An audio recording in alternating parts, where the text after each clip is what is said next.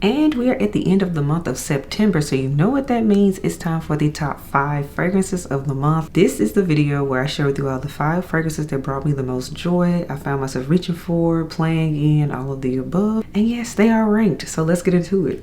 Welcome back to the channel, everyone. The SANTAMARIA here. Yes, lipstick of the day today, everyone. We are rocking out with, this is MAC Cool Teddy lipstick. This was a part of the Do MAC Nudes collection. I've been loving this one. That's why you keep seeing it in so many looks, because it's a winner for me. Kind of almost on my lips, but better, slightly, sort of, a little bit lighter. Plus I have it paired with a chestnut liner and a little bit of gloss over it. So that's the look you're seeing. As always, full details on everything on my face will be down in the description box below, so you do not have to ask questions about it. Next up, we have fragrance of the day, and this is one I recently got in. This was sent over to me from Valentino, you all, and this is Valentino Donna Born Aroma Extra Dose. This one is a new edition that came out this year, and I'm excited about it because this one has that signature Valentino DNA, that vanilla we know and love, but they added rum in here, and I really like the boozy accord in here. It's not as sweet as the original to me, and I actually appreciate that because I don't always need a whole bunch of sugar, but I still want the smell of the Valentino line. The Donna Born Aroma Extra Dose is giving me that, so this one is a yes for me. And again, it's the fragrance of the day, Valentino Donna Born Aroma Extra Dose. And now let's get into these top 5 fragrances for the month. In the number 5 spot, you all, this one has been on this channel a lot this year. This is one that came out back in the springtime, and I'm still loving it. This is from the house of Viktor and Rolf, you all, and this is Viktor and Rolf's Flowerbomb Extreme. You all remember this was a spring release. This one I tell you all each time, and I'm going to keep stressing it because this is the Flowerbomb for those of us that did not like the original. This one is so much better in my opinion. There's vanilla in here, raspberry, rose absolute, freesia, and patchouli. The main reason I like this one more so than the others and the original going back today is because the patchouli, yes, it's in here, but it's nowhere near as strong as it used to be in the old version, in the original version. This one is more so raspberry and vanilla forward to me, and you all know I love a raspberry note. I love vanilla. It's like a creamy vanilla in here for me. I like this one. It's floral, it's fun, but it's also crowd pleasing too. I've already done this dedicated review, by the way, on this new Flowerbomb Extreme. Highly recommend this one. Yes, I know it came out in the springtime, but the way this is done, it is working for fall weather too. So I absolutely love it. So that is why the Flowerbomb Extreme was the number 5 fragrance for the month, because this one was top of mind for me. In the number 4 spot, this is one I've had for years now. It's almost borderline an oldie but goodie at this point, but I fell back in love with it, and I'm talking about none other than this one right here.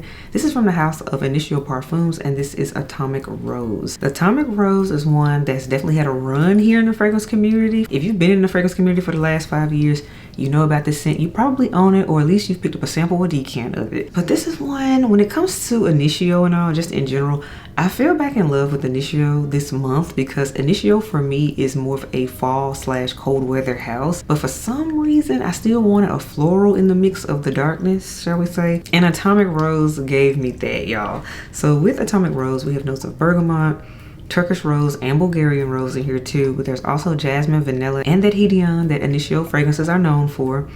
It gives them an addictive quality, shall we say. But I like how pronounced the rose is in here. So it's the floral rose in here, the brightness of the bergamot, but it has that darkness in the base for me that gives more so evening or gets cold, gets dark early type of weather rose. That's what I like about this one. And since the weather is finally starting to actually change over, Atomic Rose was speaking to me. So that's why it's in the number 4 spot for the month of September. By the way, full dedicated review is already up on the channel about this one. I've even done a recent ranking video this year of my Initio fragrances, so definitely check that out. And I also recently put up my Power Self dedicated review too, by the way, so check that out for it's the house of Initio. In the number 3 spot, you all, this was another house really I fell in love with this month, just like I did with Initio. But in particular, this fragrance, you all, it's an older scent, which is interesting, but I'm loving it in 2025. And this is from the house of Guerlain, and this is Cuir Beluga. I recently picked this one up, and you all, wow, I understand the hype around this scent. It's for good reason. It's a different take on that signature Guerlain vanilla that we know and love, but y'all, this one's real grown. This one isn't foodie, it's not gourmand, it's done in a suede type of way. This is what you call a signature scent worthy type of vanilla fragrance to me. That is full grown. So you all, there's notes of vanilla, there's amber, there's heliotrope in here, there's also white suede. Then in the middle we have patchouli, and we have Immortals, and then in the base, y'all, we have aldehydes and mandarin orange. This is a vanilla that has personality. I get the citrus in there with the mandarin. I'm getting the suede, absolutely gives it a smooth quality. Of course, there's that vanilla in here that we know and love from Guerlain, but the amber in here makes this rich, but at the same time, it still isn't too heavy of a scent. That's why I say this is one that is signature scent worthy. This one can go from the office to happy hour in my opinion, and I completely understand why the girls rave about this every year. I know at one point people were trying to say it might possibly be discontinued, but I'm like, I don't think so, because if you notice, Guerlain has recently extended the sizes that you can get in this one, so it's no longer just a 100 ml size. You can get it in a 50 ml as well too, and I have all that linked below, of course. But yeah, you don't expand the size range of a scent that you're about to discontinue, so I'm pretty sure that's false information about it being discontinued. I just want to say that because I know you all have probably heard that too. But anywho, Cuir Beluga was the #3 spot for me because this is grown. I love her. She's business but sexy at the same time. I love it. In the #2 spot, you all, this is another one that's really no stranger to the channel at this point, and that is this one right here from the house of Ex Nihilo. And this is Ex Nihilo's Gold Immortals, the Extrait version. You all saw when I first had a sample of this one, I told you all I like this, I want to get it. It got upgraded, and here we are, because for me, this scent has been excellent as a transition fragrance going from summer to fall because of the pear that's in here, but then there's also the rich amber things in the base of the scent. And this is excellent. But all in all, I've been loving Ex Nihilo in 2025 as a whole, as a house, which that's no stranger to anybody that's been watching me all year. But Gold Immortals though, this has been a star for the month. But to get into the full note breakdown, we have pear and bergamot up top, we have lysine, and we have peony in the middle, and then the base we have tonka bean, amber, and vanilla in here. The tonka bean in here makes this more mouth-watering, makes this more yummy in my opinion.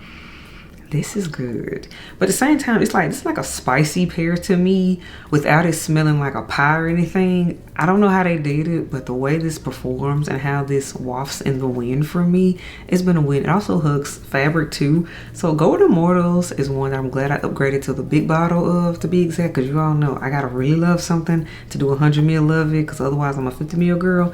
But yeah, Gold Immortals, you keep bringing me joy. You're doing what you're supposed to do, and that is get me to the fall season, which we're now in. So I still will continue to wear you, but for this month, you were in the #2 spot. And that again is Ex Nihilo's Gold Immortals. And in the #1 spot, you all, this is one that was just my favorite. I reached for it the most. It just did what it needs to do. I wore this for my anniversary, so there's a scent memory there with this one too. So you all, the #1 goes to this one right here, and that is Guerlain's Feve Gourmande. I told you all this was on my wish list this year to get. I picked it up this year, and it has been bringing me all the feels and all the joy that I hoped it would do. So we love when that happens. So you all, it has notes of cloves and black pepper. We also have honey. We also have smoked tea in here. We have rose in here.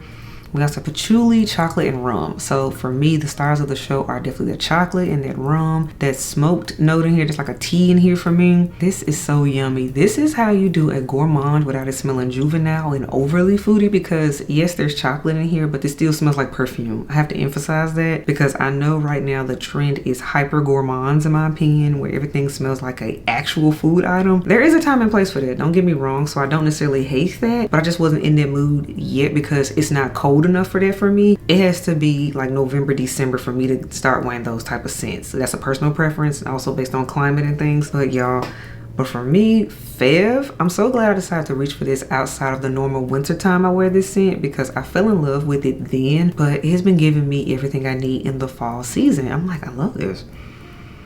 Beautiful scent, gets compliments, one of the best purchases of the year for me. I'm pretty sure when I do a countdown at the end of the year, Feve will be on there. It will be just, yeah. This one's excellent, but most importantly, it brought me the most joy for the month of September. It was my favorite, and that again is Guerlain's Feve Gourmande. I also did an overview sampling video of a whole bunch of Guerlain fragrances from this line, the Art Material line. So if you're interested in this line, of course, there's some other scents. Be sure to check out that video as well. So all right, everyone, that wraps up this edition of Top 5 Fragrances of the Month, September 2025 edition. Let me know your thoughts, but most importantly, what were your top 5 fragrances for the month? Drop it in the comment section below. I would love to read them and respond when I can. But until next time else, I will catch you on the next video. Bye y'all.